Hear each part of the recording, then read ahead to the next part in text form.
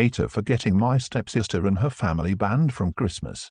I have a daughter, Elena, 6, and my stepsister Jess has a daughter Hattie, 5.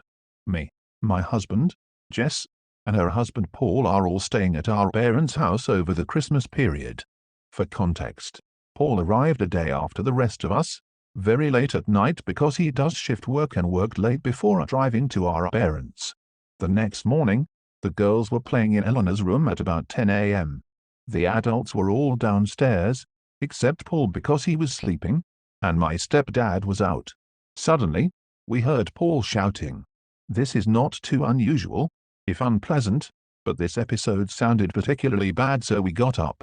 Before we can even get to the stairs, my daughter runs down crying, saying Paul had shouted at her for waking him up. My husband was livid and went upstairs to deal with Paul while I calmed my daughter down. I knew it would be absolutely impossible for us to be around Paul after what happened, so we would probably be leaving. Jess said that was ridiculous. Paul probably got annoyed and was tired and he'd apologize and everything would be fine. I said no, it would not be fine. Nobody shouts at my child and remains on speaking terms with me or around my daughter. Paul should know better than to be acting like that with other people's children. When my stepdad came back, we told him what happened and that we would be leaving because we refused to subject Elena to being around Paul after what he did, and we don't trust him not to overstep his boundaries like that again. My stepdad agreed, but said that it was unfair we should have to leave after Paul was the problem. He called Paul and Jess down and said they had to go, weren't welcome on Christmas, or until after we had gone home. Paul tried to defend himself, saying the kids should have been quieter, but when my husband got annoyed, Paul half-heartedly apologized. I didn't believe a word of his apology. My stepdad reiterated that Jess was welcome to stay without Paul, but Paul had to be gone within the hour. Jess started crying and said it was unfair, and that my stepdad was choosing me over her, and was a horrible father. She started an expletive rant, so I left the room with Elena, and the next I saw was her and Paul going upstairs to pack. They left without a goodbye. Since they've been gone every few hours, I've got a text from Jess saying how I've ruined her Christmas, and her relationship with her dad over 30 seconds of bad judgment. I don't think I created this situation because it was my stepdad's decision to throw them out. I offered to leave. I also think Paul made this bet that Jess is lying in. All he had to do was come downstairs and ask us to quiet the children, or pop his head into the room and ask politely.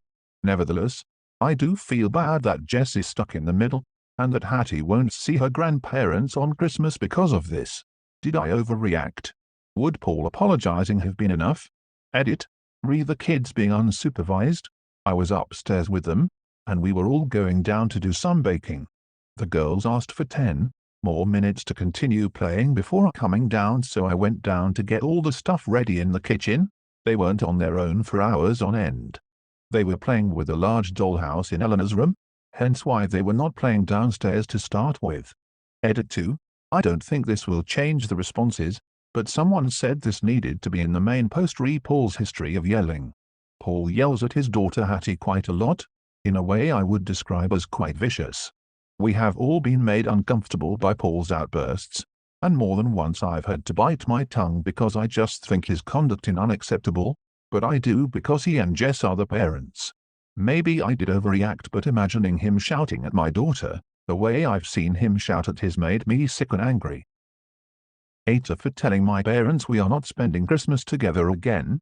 I, 30F, have custody of my niece who is 9 and my nephew who is 8.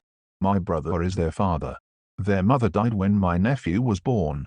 My brother stayed single for 2 years, and then met a new wife, and married her a year later. His wife had children who despised the fact the mum remarried, and did not want my brother's children around. They treated them horribly. They were cruel bullies, and my brother's wife was more focused on pretending she could mother all the children and ignore the fact her kids hated my niece and nephew. When my niece and nephew asked their dad if he would leave his wife so her kids wouldn't be so mean, she changed. She thought they saw her as their mum, but I suppose hearing over and over from her kids that they weren't, alongside knowing they were in their lives because she was, made it hard for a true bond to form, given the extent of the bullying. I had spoken to my brother on a number of occasions. I even spoke to his wife. I tried everything to get them to open their eyes to the fact my niece and nephew's lives were being made hell by the older children. In the end I started to call CPS for concerns, and once the kids were both in school and concerns were brought, my nephew begged to stay in school and not go home repeatedly, and he was only in kindy, and they reported it. CPS intervened. They went to the therapies suggested, but the kids were still bullying my niece and nephew. The caseworker requested they separate the kids for a period of time, until the older children could treat them better. But my brother refused to move out of the house or have his wife leave. He said his marriage was just as important as the kids, and so they looked for a kinship placement, which my husband and I agreed to. The only reason things got to this stage is because of the level of behavior and hatred the older children showed my niece and nephew. Kids not getting along in the home is not a reason for CPS to take this action. But the level of this paired with the negative impact on my niece and nephew is why this came to be. My husband and I still have custody, because nothing has changed with my brother's family. He no longer sees the kids, and the kids have not wanted to see his wife, while she, out of guilt I think, wanted to remain part of their lives. My parents understood that no contact would be made outside of any court-ordered time. They stopped talking to my brother for a time. But now they are acting all friendly with him, and they invited him for Christmas. I only found out because my sister told me. So I called and told them we would not be going. They made a point of saying reunification was important / good and how this would be Christmas going forward. So I told them we would not spend Christmas together again. They're angry and told me I'm being too aggressive in how I handle things. That I am throwing away my niece and nephew's family when they need family the most. WIBTA. WIBTA for threatening to not come to Christmas. I, F34, have a sister, F37, who has 5 kids with her husband, M37, including her 13-year-old twins, a boy and girl, Camden and Pali. The twins go to an elite private middle school in our area. My husband, M32, teaches at that middle school. I teach at the high school level. We are both social studies teachers. My sister often utilizes my husband and I to help her kids study, which we don't mind at all. I love my niece and nephew dearly. This can include tutoring, giving study tips, etc. At the beginning of the quarter, I told the kids that if they made the high honor roll at school, I would get them some presents in addition to what they were already getting for Christmas. This year, Pali has fallen into the wrong crowd. She's become a bully, entitled, and as of last week, has gotten her first disciplinary action for vaping. I still love her, but she's not easy to work with. Camden is still a normal athletic teenage boy. He's a nice kid. He's a bit too much of a goofball in the classroom sometimes, but overall he's fun to be around.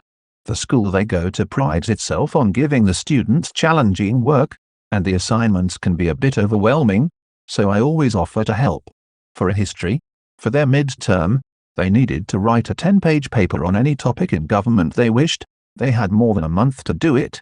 I offered to help both of them. Camden originally declined, then after he finished his paper, had me go over it. He wrote about all the niche forms of government that regulated sports. I helped him edit it, but it was clear he was proud of his work, and the final copy was very good. Essay grades and honor roll came out the same day. Camden got a 95 on his paper and made honor roll. Pali got a 0 and didn't. It turns out Pali had a boyfriend of one of her friends write the entire paper. The teacher found out and gave her a 0 for her academic dishonesty. Later in the day, I got a phone call from my sister asking how I could let Pali fail her midterm and blamed me for it. She also was mad I had gone shopping with Camden for his gift. She agreed to the reward at the beginning of the quarter. It later escalated because we had the dinner the night after at my house. Camden and Pali got into a massive argument about school and her bullying, and this was in front of the whole family. Sister was mad that I didn't enforce the rules in my house. She said I was biased towards Camden. After that comment, I told her I would not go to Christmas if she didn't insist on me apologizing for hating on Pali for doing what kids do these days. After everyone left the house, I was texting my siblings and parents about what had happened. Our siblings sided with me, but our parents defended Pali, and said I should not threaten not to come to Christmas with my husband and kids because of her, saying Pali was just a kid. WIBTA for not wanting to go to family Christmas. So for a little background, I just moved to New York. I have never been extremely close with family but relatively on my father's side, which live in my hometown. A majority of my mother's side of my family lives in New York. Because of this, I have met most of the members of her extended family around 3 times, the first when I was a small child, the second as a preteen, and the third now when they came to help me move. I think it's important to mention that they helped me a lot. They gave me old furniture for free they weren't using, helped me unload my furniture up to my apartment in the city, and even helped buy some things while grocery shopping for some everyday items I needed. I appreciate their help so much, and I couldn't have felt more loved by a family that I am really not very close to. I have thank you cards for all of them and have expressed my gratitude heavily. Here's where the problem arises. My uncle, 67M, is texting me very consistently. This is someone I hadn't talked to since I was about 11 years old. He has been pretty shunned from the rest of the family as he cheated on his wife, who everyone loved, with someone his daughter's age. It can get a bit aggravating when I don't reply for a day, and he's texting me, "Are you okay?" He lives outside the city and has many preconceived notions about how dangerous it is. Yes, I am. I don't even text my parents this much and they are back home. Not to mention, he went through my Instagram to confirm his suspicions about me being gay and reported it back to my homophobic grandfather back in my hometown. I blocked him and he noticed it a day later and asked me about it. This gave me a really weird vibe, because I knew he was specifically searching my account to go look. Painted the picture. The rest of the family is great and has never made me uncomfortable. But my uncle is the one harping on me going to Christmas. He texted me, "I assume you'll be joining us for Christmas." The thing is, I really don't want to. They all live outside the city, therefore, it's a whole thing to get up there, and a 2-hour drive or train ride. I come from a dysfunctional family and was actually ecstatic about being by myself on Christmas, simply enjoying my time and not having to drain the shit out of my social battery. I feel guilty because they are my family, and they did so much for me when I moved. It was help I did not expect from such far relatives. Now I feel ill, appear ungrateful, and the New York family loves to talk. I'm sad because I really want to put me first. I've sacrificed my mental health to make others in my family comfortable for so long, and I was so excited to escape that by moving TF away. I just don't know if I'm blinded by my own selfish wants to sit on my ass on Christmas, or I'm not old enough to understand or see the faults in my actions. So, am I the asshole if I don't join them on Christmas? WIBTA for refusing to come to my family Christmas if my dad keeps inviting his ex-wife. I'm in my early 30s and my family celebrates our holidays at my father's house, about an hour away from where I live. It seems like every single holiday we get together, Thanksgiving, Christmas, and Easter, my dad has to invite his ex-wife who divorced him 15 years ago. Background: my dad married my mother and they were married for 18 years. While they were married they had my sister and me. My mum divorced him when I was 5, then he married his second wife and they had 2 kids together, my half-brothers. She was the epitome of a wicked stepmother. My sister and I absolutely hated her as children due to her unmentionably evil ways. They finally divorced after 13 years. Now that all of his children are adults, he has been inviting her to our family holidays. I have repeatedly expressed my beliefs that I don't want her there, that she is not family. Last Christmas, he said she wouldn't be there after I told him I wouldn't drive an hour to his house if she would be there. When I showed up, guess who was there? Even my younger brothers have told me in private that they feel it is super awkward when their own mother is there, since they divorced 15 years ago, and she is well known to be unliked by our extended family members. This happens 3 times a year. Finally this time I told him that it is absolutely ridiculous that I have to explain this to him every holiday, that if he doesn't respect his own family members' boundaries, then I will not come. He responded with, "My house, my rules. If you don't like it, stay home. I can invite whoever I want. Your choice to come." To which I replied, "Your choice to be selfish and choose a non-family member over a member of our family. You are the only person who wants her there. It's disgusting behavior." My sister chimed in to tell me that I'm being ridiculous. Am I the asshole here? Because I don't want to spend holidays with a woman I've always loathed, who I thought was out of my life 15 years ago when they divorced. WIBTA: if I invite my ex-brother-in-law to Christmas dinner, I wanna be quick as to not waste anyone's time. I, 46 meters, am married to K, 45F. K's sister had a messy divorce which she caused due to her cheating. She split from H, 51M, and it was really bad for the kids and all of us. The thing is, everybody in my family loves H and his company, and the past few events where he hasn't attended haven't been the same, and everybody wants him back. Everybody loves the idea of inviting H back over besides my sister-in-law.